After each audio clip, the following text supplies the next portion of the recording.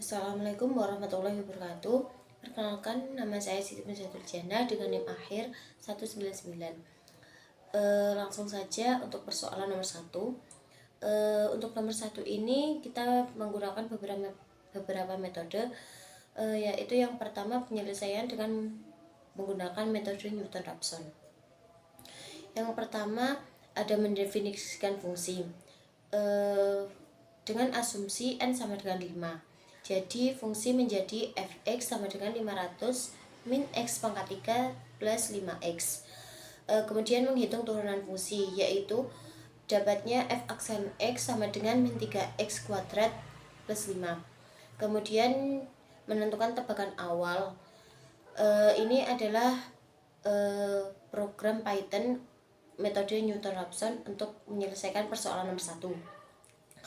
Program ini mengimplementasikan metode Newton-Raphson untuk mencari akar dari sebuah fungsi fx sama dengan 500 min x pangkat 3 tambah nx, di mana n adalah parameter yang secara default bernilai 5. Fungsi ini memanfaatkan turunan pertama f aksen x sama dengan min 3x kuadrat plus n untuk mempercepat proses pencarian akar menggunakan iterasi. Metode ini dimulai dengan nilai tebakan awal x0 dan pada setiap iterasi nilai akar diperbarui menggunakan rumus x baru sama dengan x min fx per f aksen x. Iterasi dihentikan jika perubahan antara nilai x baru dan lama lebih kecil dari toleransi yang ditentukan, atau jika jumlah iterasi melebihi batas maksimum. Jika turunan mendekati 0, metode akan gagal karena tidak dapat membagi dengan 0. Pada akhirnya, program memeriksa apakah solusi ditemukan. Jika ya, akan mencetak nilai akar beserta jumlah iterasi. Jika tidak, akan mencetak pesan bahwa solusi tidak ditemukan. Dengan output, yaitu akar yang ditemukan adalah 8,14694 dan seterusnya, dengan jumlah iterasi adalah 15. Kemudian menggunakan penyelesaian menggunakan metode bisection.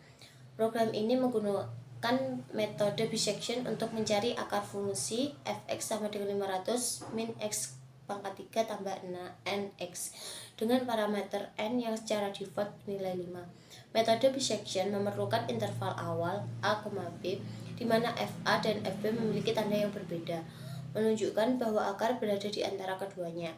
Fungsi ini memulai dengan memeriksa kondisi awal. Jika fa kali fb lebih dari sama dengan 0, maka metode gagal karena interval tidak valid.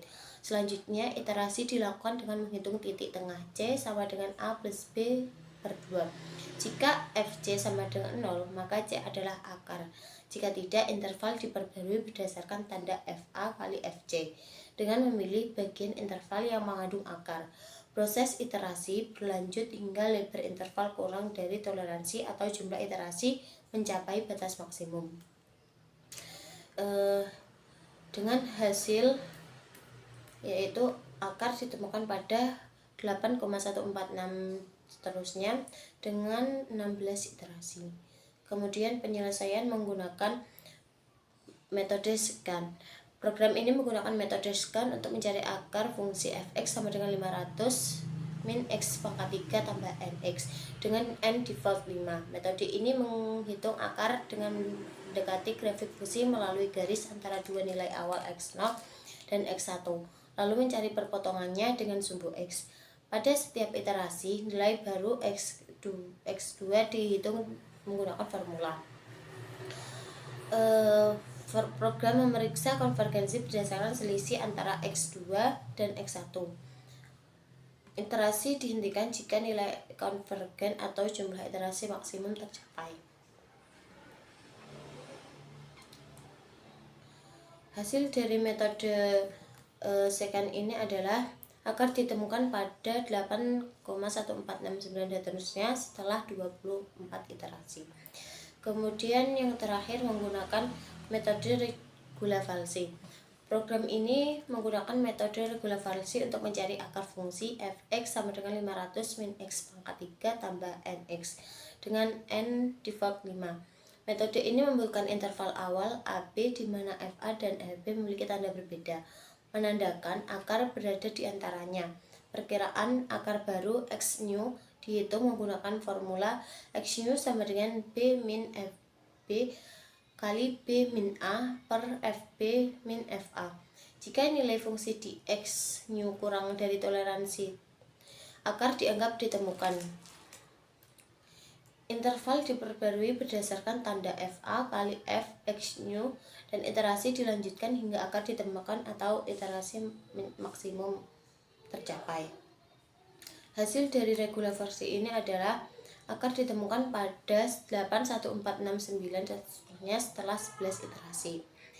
Kemudian hasil berdasarkan hasil analisis dengan menggunakan 4 metode numerik yaitu Newton-Raphson, bisection, secant, dan regula versi, diperoleh bahwa jumlah karyawan yang dibutuhkan agar perusahaan tidak mengalami kelebihan bahan baku adalah sekitar 8 karyawan dengan nilai akar X sama dengan 8,14 yang konsisten dihasilkan oleh semua metode.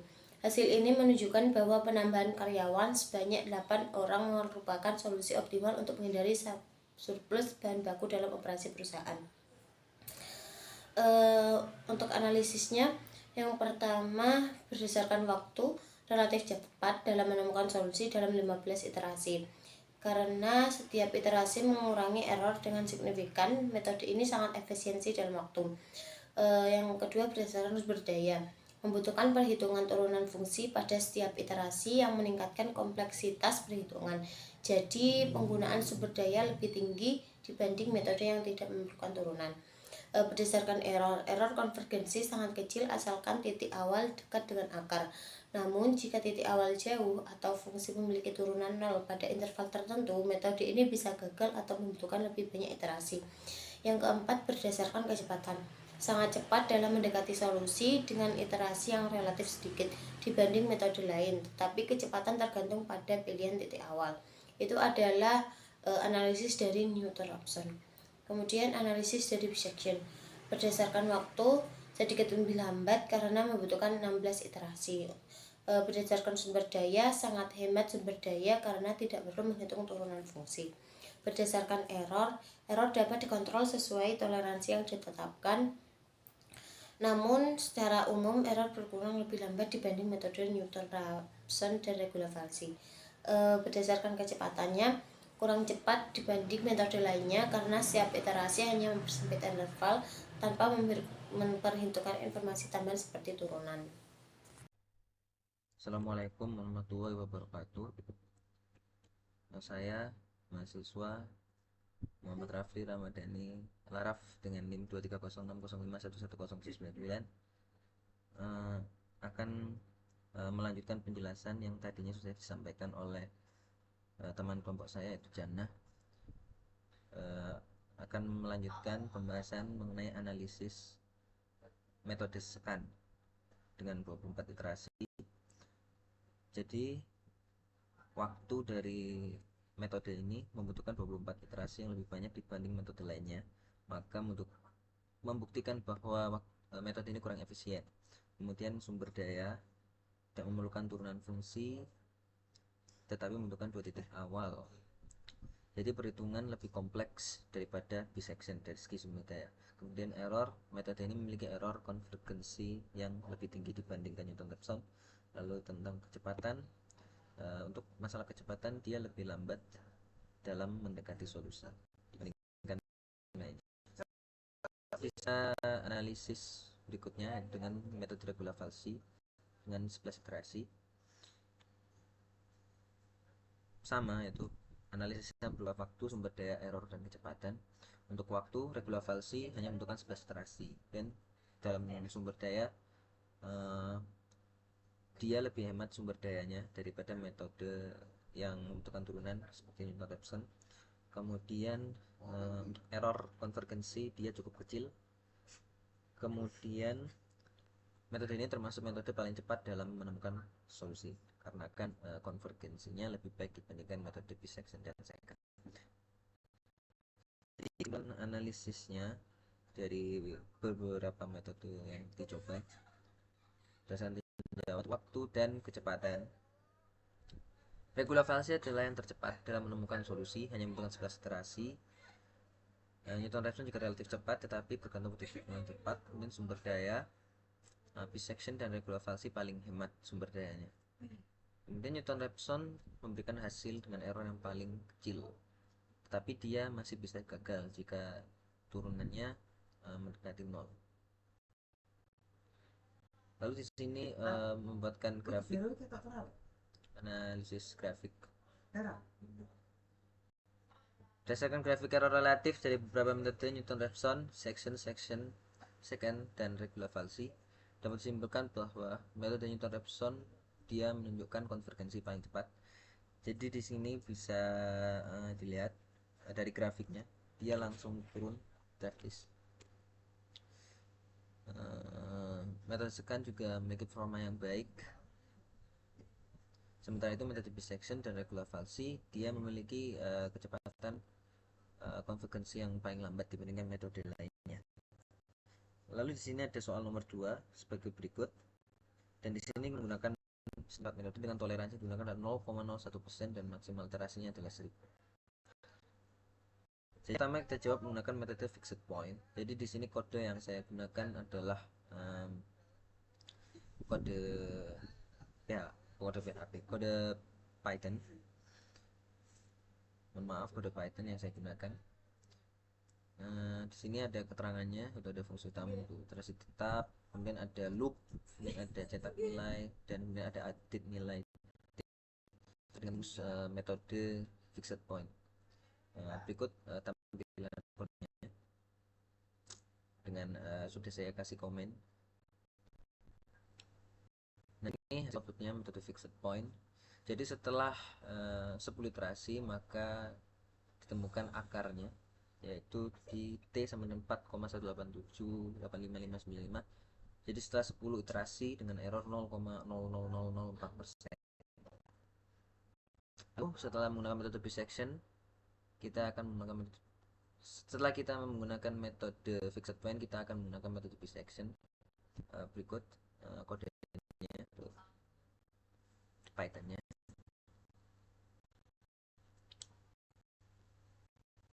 Berikut tabelnya. Jadi akar ditemukan pada iterasi ke-16. Kemudian ada metode regular falsi. Stepnya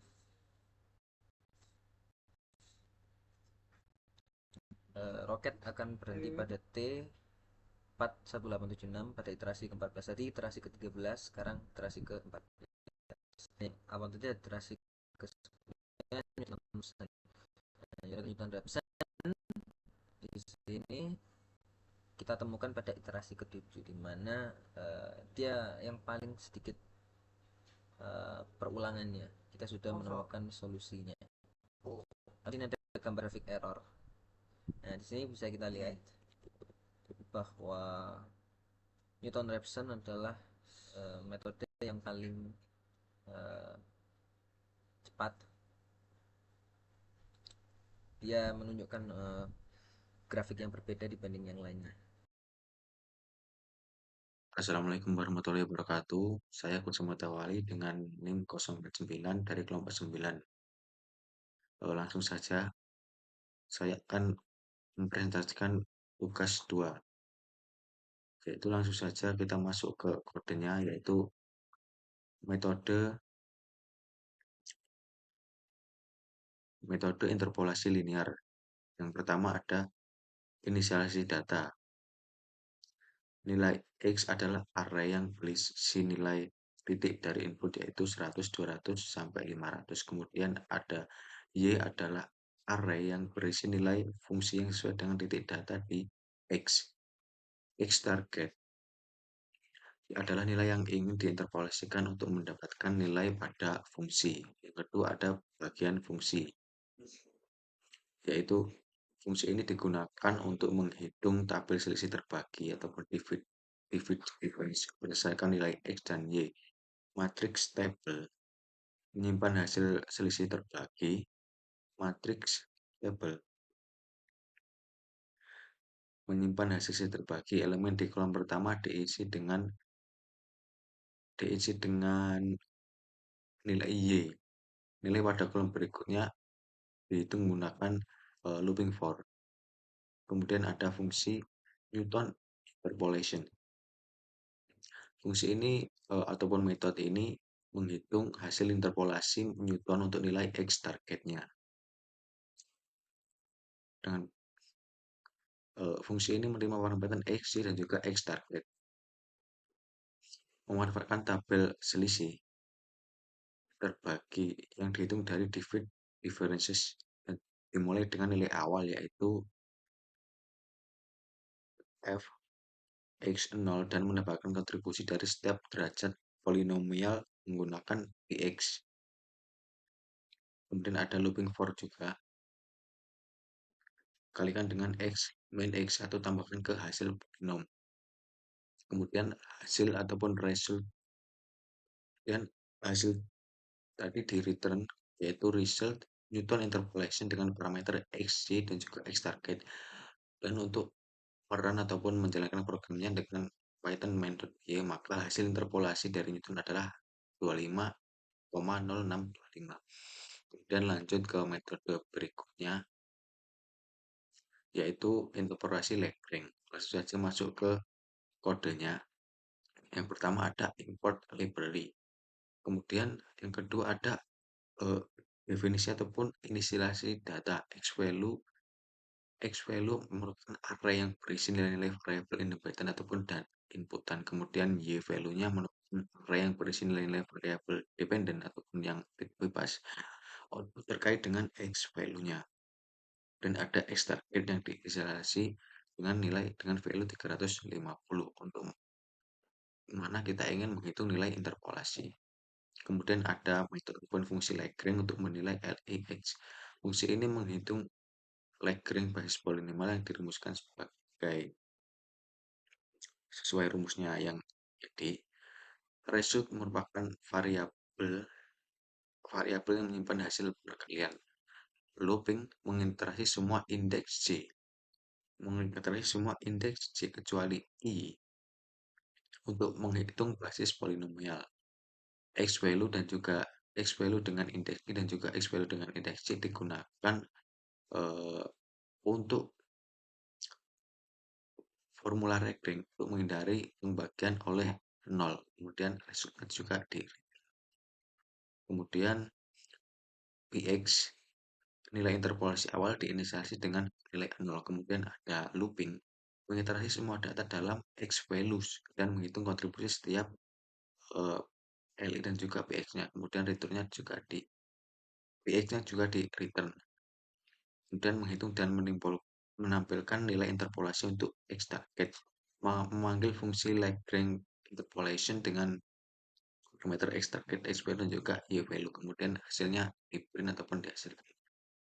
Nilai interpolasi Lagrange untuk X sama dengan 350 adalah 25,06250.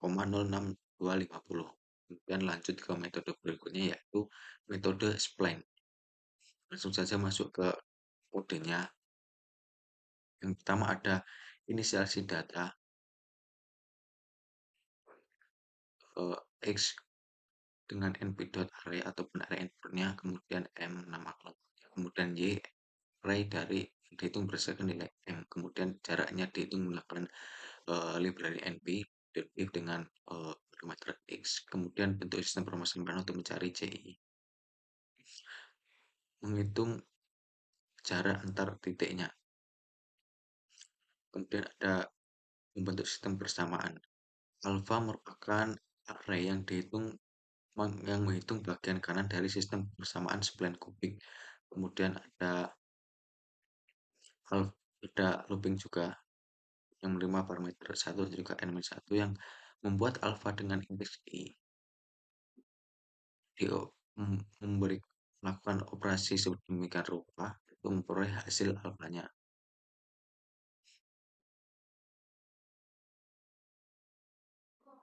Kemudian ada matriks tridiagonal, ada L, M, dan juga Z diinisialisasi untuk mendapatkan value yang diinginkan. Kemudian ada looping for variabel M, dan Z merupakan variabel untuk menyelesaikan sistem persamaan tridiagonal menggunakan metode Thomas ataupun eliminasi maju. Kemudian ada back substitution untuk mencari nilai CI. C merupakan koefisien untuk spline kubik dan juga B dan juga D. B dan juga D merupakan koefisien yang dihitung dari CI dengan penambahan N-1. Kemudian ada evaluasi untuk spline X sama dengan 150. Sebelumnya di sini ada looping for untuk menghitung jaraknya. Kemudian evaluasi spline untuk X sama dengan 350. Nilai X target untuk mana kita ingin menghitung hasil interpolasi. Loop ini menentukan interval yang sesuai untuk target dan juga menghitung nilai spline menggunakan rumus spline tadi. Kemudian hasil akhirnya akan di print. Nilai interpolasi X adalah 24,8. Kemudian lanjut ke metode selanjutnya, yaitu untuk menyelesaikan sistem persamaan linear menggunakan metode yang pertama, yaitu Gauss-Jordan. Yang pertama ada Library untuk menghitung operasi numerik, kemudian ada fungsi ataupun metode Gauss-Jordan. Fungsi ini menerima parameter A, matrik koefisien dari sistem persamaan linear, dan juga parameter B, vektor konstansa dari sistem persamaan. Kemudian di print, dan kemudian di looping lagi dengan parameter n ataupun jaraknya. Kemudian diinisialisasi augmented matriksnya. Augmented matriks dengan indeks I dibagi dengan augmented matriks dengan indeks I, E. Kemudian di print lagi np.array sampai matriks. Kemudian diinisialis juga solusi yang memanggil kembali metode Gauss-Jordan dengan parameter A dan juga B. Jadi di print, kemudian hasilnya akan seperti ini. Kemudian lanjut menggunakan metode lanjut ke Gauss Seidel. Dalam metode Gauss Seidel sama seperti Gauss Jordan, cuman di sini loopingnya menggunakan lebih banyak variabel data, yaitu A merupakan matriks koefisien, B vektor konstansa, dan juga M merupakan sebuah konstansa yang dimasukkan ke dalam konstruksi input. Kemudian ada inisialisasi variabel, kemudian ada proses iterasi ataupun looping sesuai dengan matriksnya, kemudian hasil dari looping dan juga variabel data tadi di print, maka diperoleh hasil seperti ini, X1, X2, X3, juga X. Kemudian ada metode dekomposisi LO, yaitu backward substitution. Metode ini diinisiasikan variabel data N dan juga X, kemudian di looping lagi, kemudian hasilnya di print, maka akan membentuk hasil yang seperti ini. Baiklah, sekian dari saya. Wassalamualaikum warahmatullahi wabarakatuh.